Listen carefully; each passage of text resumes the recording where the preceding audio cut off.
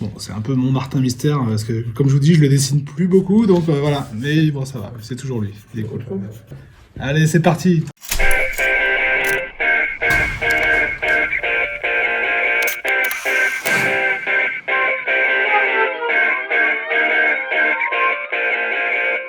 Donc, je travaillais chez Marathon à l'époque sur Totally Spies.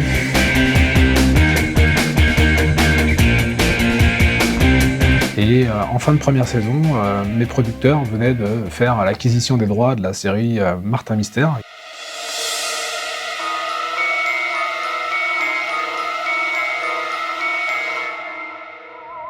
Devenir réalisateur de dessins animés, déjà il fallait que je me rende compte qu'il y a des réalisateurs derrière les dessins animés, parce que quand on est un enfant, on s'imagine que les images elles apparaissent un peu par magie. Donc j'ai appris tardivement qu'on pouvait faire des études dans l'animation. Un jour dans ma classe, quelqu'un m'a dit l'année prochaine je quitte l'école, je vais faire de l'animation.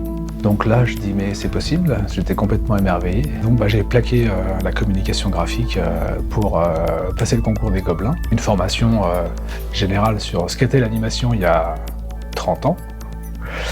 La musique, pour moi, dans un dessin animé ou même dans un film, c'est 50% d'images, 50% de son.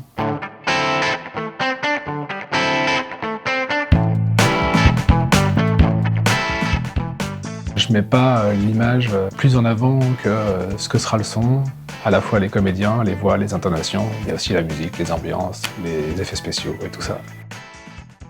Moi, je me suis toujours vraiment passionné pour la musique et l'image, parce que ça raconte autant l'histoire que l'image. J'étais un tout jeune réalisateur, je venais de commencer les Totally Spies, et puis j'ai fait la rencontre de Fabrice, qui lui aussi, de son côté, je crois, avait fait une seule série d'animation à son actif. Il avait des comédies musicales, il avait surtout les tubes qu'il a fait avec Marc Lavoine et avec tous les compositeurs qu'on connaît. Ça me sortait un peu de l'univers girly des Totally Spies que j'aime beaucoup et que j'adore, mais où là j'étais aussi dans un domaine de prédilection, on va dire, même une petite Madeleine de Proust, vous voyez, quelque chose de très agréable qui est le cinéma un peu d'horreur fantastique. Donc Martin Mystère, ça me mettait l'eau à la bouche. J'ai rencontré l'auteur, je lui ai proposé mes dessins. Donc un premier design de Martin Mystère complètement revisité, qui correspondait pas du tout au personnage qu'on connaissait dans la bande dessinée, la quarantaine, le vieil imperméable, la coupe de cheveux à l'ancienne, la Ferrari, la fille en mini-jupe, enfin voilà. Non, on avait une approche beaucoup plus, avec Marathon, on avait, moi j'ai proposé une approche un peu plus moderne et plus radicale, c'est-à-dire que je voulais pas suivre l'ancienne direction graphique pour proposer quelque chose de complètement nouveau et un peu plus aussi en ligne avec ce que j'aime faire, c'est-à-dire un croisement entre l'animation japonaise et l'animation américaine. Alors, l'étape de la musique, le moment de la création, de la genèse, du moment où on commence à réfléchir à la musique, ça se passe dès l'écriture.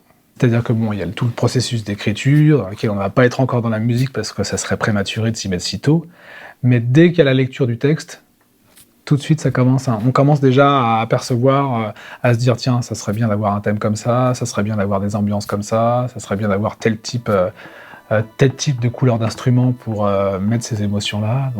Et là, lorsqu'on commence à voir l'histoire, les actions, les cases, les personnages circuler dans les cases, tout de suite on a envie d'avoir de la musique dessus. Donc moi je sais que lorsque j'ai commencé à travailler avec Fabrice, je suis arrivé avec ce que les musiciens n'apprécient pas tous forcément, mais j'avais une idée claire de ce que je voulais au travers de références. Donc je me suis présenté à Fabrice et avec son équipe. Je me suis présenté avec des bandes-sons de Ennio Morricone, de John Carpenter, pour la partie un peu plus électronique et liée à l'époque. Et tout était là, quoi. Pour moi, et un peu de Bernard Herrmann aussi, pour le côté un peu mystérieux, la théramine, les films d'horreur des années 50. Et ça raconte l'histoire autant que l'image. Moi, je place sur le même pied d'égalité, en fait, la force de l'image et la force de la musique. Je suis là pour raconter les histoires en images, et le compositeur est là aussi pour raconter son histoire et illustrer, en fait, ce qui va se passer.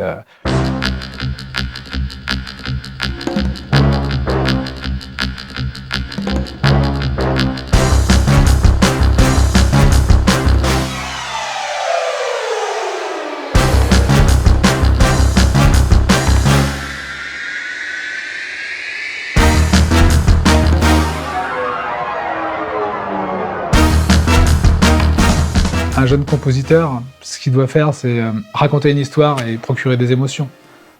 Donc, si je peux donner un conseil, c'est chercher le moindre moment pour essayer de placer une émotion, de peur, de joie.